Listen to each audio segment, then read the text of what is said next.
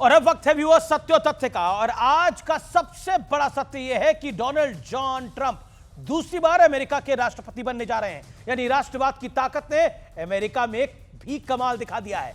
America के इतिहास में ट्रंप ऐसे दूसरे उम्मीदवार हैं जो एक चुनाव हारने के बाद दोबारा राष्ट्रपति बने हैं। लेकिन सवाल यह है कि ट्रंप के पावर में आने के बाद दुनिया में क्या क्या बदलने वाला है।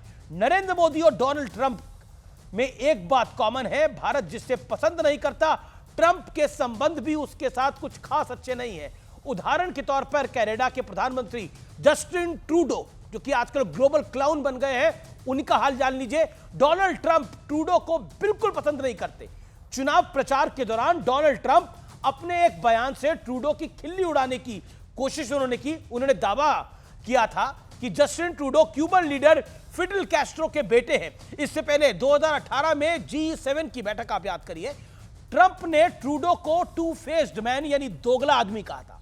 प्रधानमंत्री मोदी ने भी 2 दिन पहले ही ट्रूडो सरकार को हिंदुओं की रक्षा करने की एक बड़ी नसीहत दी है, एक बड़ा बयान दिया है। यानी ट्रूडो ना ट्रंप को भाते हैं और ना ही मोदी को भा रहे हैं। इसके बाद नंबर आता है बांग्लादेश के मुख्य सलाहकार मोहम्मद यूनिस का, क्योंकि जो बाइडेन के राष्ट्रपति रहते हैं अमेरिकन डीप स्टेट पर बांग्लादेश में तख्ता पलट करने का एक गंभीर आरोप है। अब वहां हिंदुओं पर खुलेआम अत्याचार हो रहा है और डोनाल्ड ट्रंप ने यह मुद्दा अपने चुनाव प्रचार के दौरान खूब पुरजोर तरीके से उठाया था। यानी बांग्लादेश के मुद्दे पर भी ट्रंप और मोदी के विचार एक जैसे हैं। ये 2 नेता हैं जिन्होंने हिंदुओं पर हो रहे अत्याचार पर सर्वाधिक बोला। मोदी ने तो बोला क्योंकि उसके देशवासी थे, लेकिन डोनाल्ड ट्रंप ने भी बोला।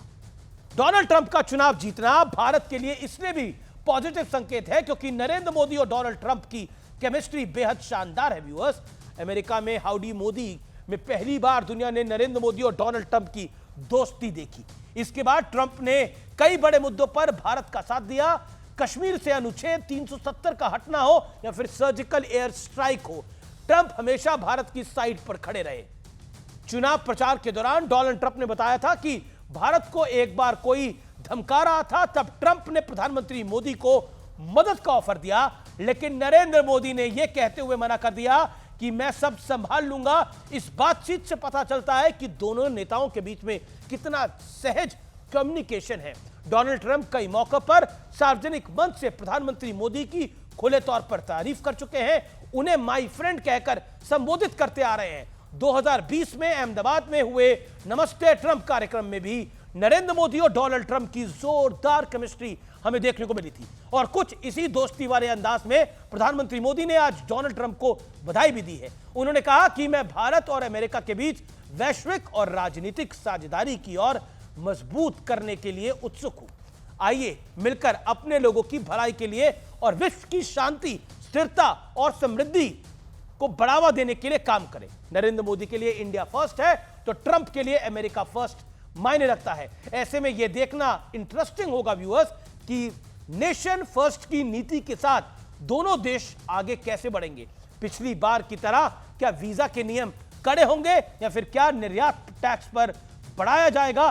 डोनाल्ड ट्रंप 4 साल बाद सत्ता में लौटे हैं और इन 4 सालों में भारत की अहमियत और कद रुतबा दुनिया में पहले के मुकाबले काफी बढ़ चुका है। इसलिए संभव है कि इन मुद्दों पर अमेरिका का रुख इस बार पहले के मुकाबले अलग हो। लेकिन एक बात साफ है, अब तय होती जा रही है, जो राष्ट्रवाद की बात करेगा वही दुनिया पर राज करेगा।